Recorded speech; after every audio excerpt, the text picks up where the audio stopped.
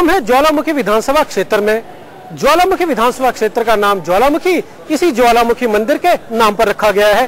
Day and night के इस चुनावी सफर में आज हम आपको ले चलते हैं ज्वालामुखी विधानसभा क्षेत्र में, ये जानने के लिए कि क्या है यहाँ के लोगों की समस्याएं, कितना हुआ है यहाँ पर विकास, क्या कहना है यहाँ के नेताओं का और क्या रहेंगे चुनावी मुद्दे आने वाले विधानसभा चुनावों में। ये है कांगड़ा जिले का ज्वालामुखी निर्वाचन क्षेत्र। ज्वालामुखी कांगड़ा और हमीरपुर जिले की सरहद पर बसा हुआ है। ज्वालामुखी से पहले यहाँ पहुँचने पर आप कुदरत के नजारों के भरपूर मजे ले सकते हैं। मशहूर ब्यास नदी भी इससे कुछ किलोमीटर की दूरी पर बहती है। लेकिन ज्वालामुखी की असल पहचान की वजह है यहाँ बना ज्वाला माँ का मंदिर। इस मंदिर में आज भी जमीन और पानी से आग की लपटों को निकलते देखा जा सकता है। इस मंदिर के बारे में मशहूर है कि यहाँ मांगी हर मुराद पूरी होती है।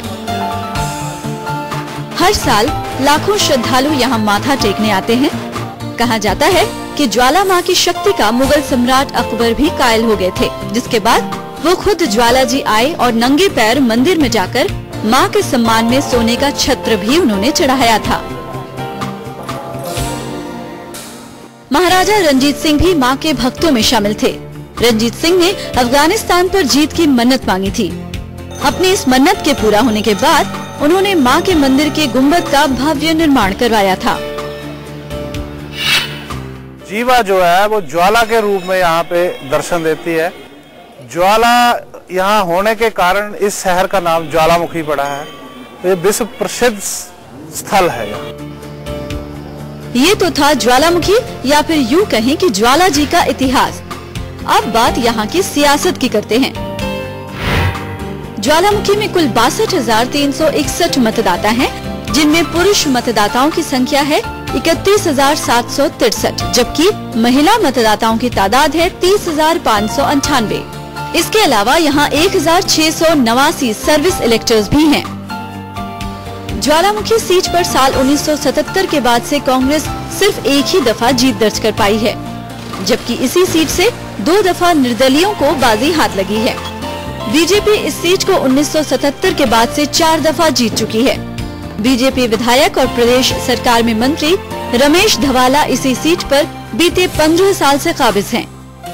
रमेश धवाला ने साल 1998 में ये सीट एक निर्दलीय प्रत्याशी के तौर पर जीती थी, लेकिन बाद में वो बीजेपी में शामिल हो गए और सरकार में मंत्री बने। साल 2003 के चुनावों में भी बीजेपी से चुनाव लड़ते हुए रमेश धवाला ने संजय रतन को पराजित किया। साल 2007 के विधानसभा चुनावों में भी रमेश धवाला और निर्दलीय संजय रतन आमने सामने थे, लेकिन बाजी धवाला के हाथ लगी। धवाला ने रतन को 4,500 से भी अधिक मतों के अंतर से पराजित किया। रमेश धवाला को 22,562 वोट हासिल हुए, जबकि संजय रतन को 17,798 मत पड़े। इस दफा भी इन दोनों में ही मुकाबला होने के आसार हैं। आंकड़ों के मुताबिक ज्वालामुखी सीट बीजेपी का गढ़ है, लिहाजा लोकसभा चुनाव के दौरान भी यहाँ बीजेपी का जलवा देखने को मिला है। ज्वालामुखी विधानसभा कांगड़ा लोकसभा सीट के तहत आती है। साल 2009 के आम चुनाव में कांगड़ा लोकसभा सीट से बीजेपी के राजन सुशांत और कांग्रेस के चंद्र कुमार आमने सामने थे, लेकिन सुशांत ने चंद्र कुमार को 20,000 से ज्यादा मतों के अंतर से पराजित कर दिया। उस दौरान ज्वालामुखी विधानसभा सीट से राजन सुशांत को 18,804 वोट पड़े, जबकि चंद्र कुमार को 12,548 मत हासिल हुए। इस सीट से राजन सुशांत को तकरीबन 5,500 वोटों की लीड मिली थी, जिसने आखिर में राजन सुशांत की जीत के अंतर में अहम भूमिका अदा की। परिसीमन के बाद से ज्वालामुखी विधानसभा में काफी चर्चा में है और उसकी वजह है ये दोनों नेता। दरअसल बीजेपी के ये नेता आगामी विधानसभा चुनाव में यहाँ से चुनाव लड़ना चाहते हैं। रविंद्र रवि को मुख्यमंत्री प्रेम कुमार धूमल का करीबी माना जाता है, जबकि रमेश धवाला का शांता कुमार के करीबियों में शुमार है। ऐसे में जानकारों के मुताबिक टिकट आवंटन के दौरान इस सीट को लेकर दोनों गुटों में अच्छी खासी खींचतान देखने को मिल सकती है। रविंद्र रवि की थुरल विधानसभा परिसीमन के बाद खत्म हो गई है। उसकी जगह जयसिंहपुर विधानसभा अस्तित्व में आई है, जो अब रिजर्व है। इसी के चलते रविंद्र रवि नए विधानसभा क्षेत्र की तलाश में भटक रहे हैं। रवि थुरल विधानसभा सीट पर पहली बार साल 1993 में चुनाव जीते थे, जिसके बाद वो यहाँ कभी नहीं हारे। वहीं रमेश चंद्र धवाला की ज्वालामुखी में छवि ग्रास रूट लेवल के राजनेता की है। उन्होंने अपने राजनीतिक जीवन की शुरुआत धवाला गांव के सरपंच के तौर पर की थी, जिसके बाद उन्होंने 1998 में ज्वालामुखी विधानसभा सीट से चुनाव लड़ा और जीते। धवाला भी रवि की तरह कभी चुनाव नहीं हारे। जिला कांगड़ा में जो एक स्थिति सामने आई है, उस स्थिति को सामने रखते हुए, जैसे मेरा घर थुरल के या जसीमपुर जो नया बना है, जसीमपुर के विधानसभा क्षेत्र में आता है मेरा पैतृक गांव, वो जसीमपुर में चला गया, वो विधानसभा क्षेत्र जो आरक्षित हो गया है। मैं जब राजनीति में आया 1990 के बाद एक्टिव पॉलिटिक्स में आया, उस समय से मैं पालमपुर में रह रहा हूं और पालमपुर में मेरा अपना घर है, वहां मैं रहता हूं। तो ये स्थिति जैसे मैंने पुनर्सीमांकन की कही, तो उस कड़ी में पालमपुर के विधायक के अपना पैतृक गांव सुला विधानसभा क्षेत्र में चला गया है।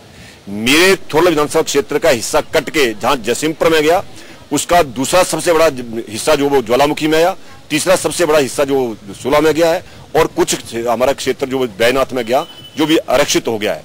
तो ऐसे आप देखेंगे तो जैसे ज्वालामुखी क्षेत्र में है, तो ज्वालामुखी के जो विधायक हमारे और माननीय मंत्री, हमारे खाद्य आपूर्ति मंत्री हैं श्रीमान रमेश धवाला जी, उनका अपना पैतृक गांव देरा में चला गया है। हाउस सीट जो है, हाउस सीट में जो पहले से बैठा हो ना, तो उसको गर्मी जो है वो कम लगेगी। दूसरा अगर आएगा तो उसको वो सीट जो है वो गर्म लगेगी। इसलिए मैं 15 साल से यहाँ ज्वालामुखी कंस्टिट्यूंसी का प्रतिनिधित्व कर रहा हूँ। और जो भी व्यक्ति जिस खेत में वो जो भी किसान बीज बोर्ड बीजता है, उसको वो काटता है। और हमारी कंस्टिट्यूंसी 32 पंचायतें हमारी हैं, वहां से हमें 8 पंचायतें आई हैं, 8 पंचायतें हमारी गई हैं और 8 हमारी आई हैं।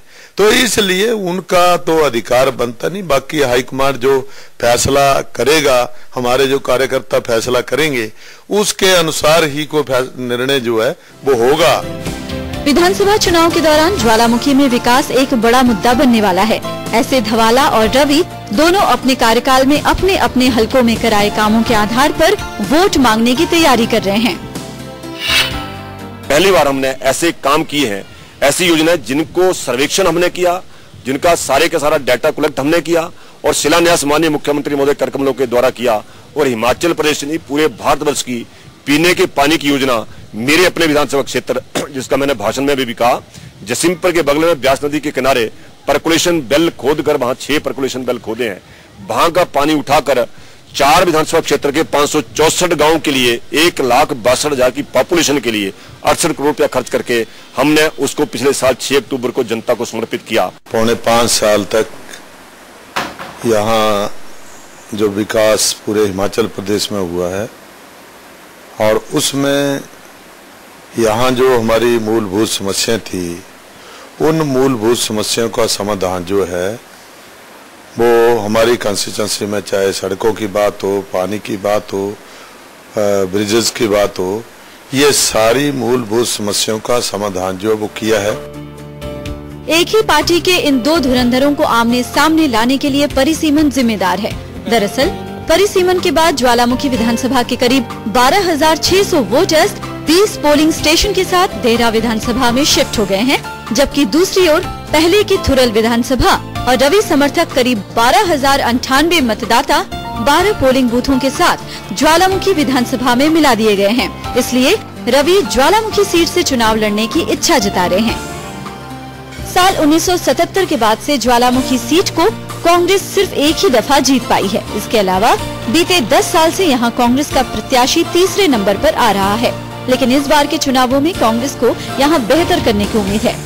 कांग्रेस के टिकट के लिए वैसे तो कई दावेदार सामने आ रहे हैं, लेकिन दौड़ में सबसे आगे संजय रतन और नरदेव कंवर चल रहे हैं। संजय रतन बतौर निर्दलीय 2 बार ज्वालामुखी से अपनी किस्मत आजमा चुके हैं, लेकिन दोनों बार धवाला से हार गए। इस दौरान गौर करने वाली बात ये थी कि मुकाबला रमेश धवाला और रतन के दरमियान था। कांग्रेस प्रत्याशी मुकाबले में कहीं था ही नहीं। वहीं नरदेव कंवर को राहुल का करीबी माना जाता है। ऐसे में टिकट के लिए उनकी भी मजबूत दावेदारी मानी जा रही है। मैंने यहाँ पे दिन रात मेहनत की और लोगों के बीच में रहा, और मैंने 2004 में पुनः कांग्रेस में अपनी सदस्यता ली और कांग्रेस पार्टी की सरकार जब यहाँ पर थी और माननीय मुख्यमंत्री उस वक्त राजा वीरभद्र सिंह जी थे, उनसे मैंने इस चुनाव क्षेत्र में कांग्रेस पार्टी की सरकार जब थी इतना विकास करवाया कि लोगों ने जो है इतना प्यार, इतना स्नेह मुझे दिया। और 2007 में भी कुछ कारण रहे जिसकी वजह से हाईकमांड ने जो है वो मुझे टिकट नहीं दी, मुझे पार्टी का उम्मीदवार नहीं बनाया, मगर मैंने फिर आज़ाद उम्मीदवार के रूप में जो है इस चुनाव क्षेत्र से चुनाव लड़ा और मुझे लगभग 18,000 मत जो है प्राप्त हुए। यानी कि 2003 के चुनाव के बाद 2007 में जब मैंने चुनाव लड़ा तो मुझे लगभग दुगने मत जो है वो हासिल हुए। वो मत मुझे सिर्फ विकास के नाम पर पड़े। सबसे बड़ा मुद्दा तो यहाँ पर पिछले 4 सालों से एक नाबालिग बच्ची का, जो 8 वर्षीय बच्ची थी और गगड़ुई पंचायत के अंदर वो रहती थी, होली के दिन उसके साथ रेप हुआ, लेकिन 4 सालों के उपरांत भी उस बच्ची को न्याय नहीं मिल पाया। यह हमारे चुनावों में सबसे बड़ा मुद्दा है। दूसरा, यहां पर सरकारी कॉलेज का ना होना। चंगर क्षेत्र को ब्लॉक दर्जा देने के लिए ज्वालामुखी कांग्रेस कोई भी कुर्बानी देने से पीछे नहीं हटेगी। कांग्रेस और बीजेपी के अलावा यहां से डॉक्टर मधु गुप्ता भी चुनावी समर में उतरने का मन बना रही हैं। Madhu Gupta retired major general Satish Kumar की पत्नी हैं, जो उनके साथ मिलकर पूर्व सैनिकों और उनके परिवारों के लिए काम कर रही हैं। इसके अलावा वो ग्रामीण क्षेत्रों के उत्थान के लिए काफी समय से कार्यरत हैं। जो राजनीति है वो हमारे लिए एक मिशन है, हमारा एक प्रोफेशन नहीं है। हम अपने समाज को कितना हम वापस दे सकते हैं, एक जिम्मेवार नागरिक होने के नाते हम समाज को जो हमें मिला है, अगर हम उसका एक हिस्सा भी समाज को दे सके तो हम सोचेंगे कि हमारा मिशन कामयाब हुआ। और रोज हम देखते हैं कि बहुत दुखी हैं, आर्मी के जो रिटायर्ड लोग हैं बहुत दुखी हैं, उनकी प्रॉब्लम्स भी बहुत ज़्यादा हैं। तो अगर हम थोड़ी सी उनमें से कुछ 10% भी हम उनको हल कर सकें तो हमारा सौभाग्य होगा। विकास के मसले पर ज्वालामुखी की जनता काफी मुखर नजर आई है।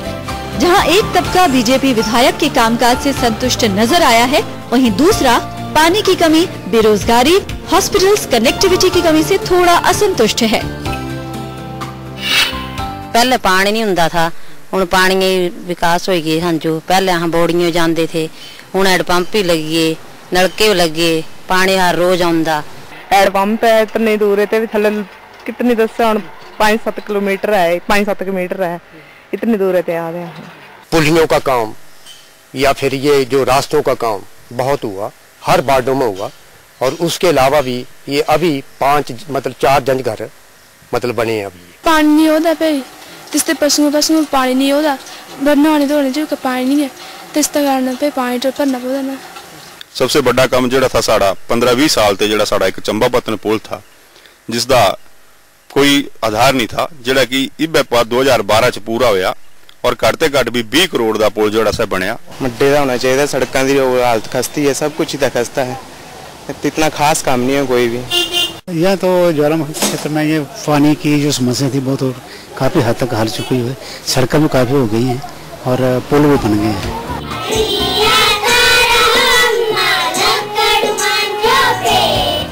बहरहाल ज्वालामुखी विधानसभा एक बार फिर से चुनावी समर के लिए तैयार है। नेताओं ने भी मतदाताओं के बीच जाकर प्रचार शुरू कर दिया है, वहीं विरोधियों ने भी चुनाव को लेकर रणनीति बनानी शुरू कर दी है। देखना होगा कि इस दफा किस पार्टी के नुमाइंदे को यहाँ की जनता विधानसभा का टिकट थमाती है।